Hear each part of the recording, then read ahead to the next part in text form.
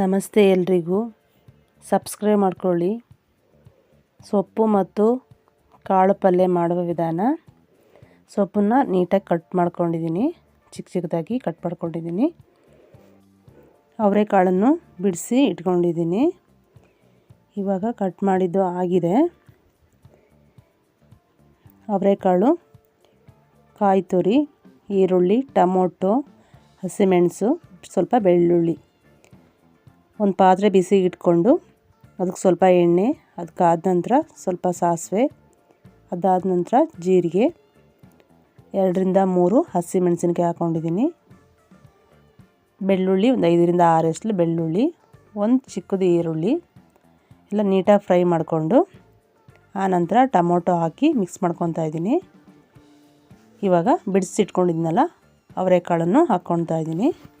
ಹಾಕ್ಕೊಂಡು ಸೊಪ್ಪನ್ನು ಅದ್ರ ಮೇಲೆ ಹಾಕ್ಕೊತಾ ಇದ್ದೀನಿ. ಹಾಕ್ಕೊಂಡು ಸ್ವಲ್ಪ ಉಪ್ಪು, ಒಂದು 1/4 ಟೀ ಸ್ಪೂನ್ ಆಗೋಷ್ಟು ಅರಿಶಿನದ ಪುಡಿನ ಹಾಕ್ಕೊತಾ ಇದ್ದೀನಿ. ಅದನ್ನು ಹಾಕಿ ಮುಚ್ಚಿಟ್ಟು ಒಂದು 10 ನಿಮಿಷ ಬೇಯಿಸ್ಕೊತಾ ಇದ್ದೀನಿ. ಇವಾಗ ಬೆಂದಿದ್ದಾಗಿದೆ. ನೀಟಾಗಿ ಹಾಗೆ ಮಿಕ್ಸ್ ಮಾಡಿಕೊಂಡು ಲಾಸ್ಟಲ್ಲಿ ಕಾಯಿ ತುರಿನ ಹಾಕ್ಕೊತಾ ಇದ್ದೀನಿ. ಹಾಕ್ಕೊಂಡು ಮಿಕ್ಸ್ ಮಾಡ್ಕೊತಾ ಇದ್ದೀನಿ. ಅದಾದಮೇಲೆ ಲಾಸ್ಟಲ್ಲಿ ಸ್ವಲ್ಪ ಹುಳಿ ಹಾಕ್ಕೊತಾ ಇದ್ದೀನಿ. ಹುಳಿ ಬೇಕಿದ್ದರೆ ಹಾಕ್ಕೊಳ್ಳಿ, ಇಲ್ಲಾಂದರೆ ಇಲ್ಲ. ನಾನು ಒಂದು ಅರ್ಧದಲ್ಲಿ ಅರ್ಧ ಲಿಂಬುನ ಹಾಕ್ಕೊತಾ ಇದ್ದೀನಿ.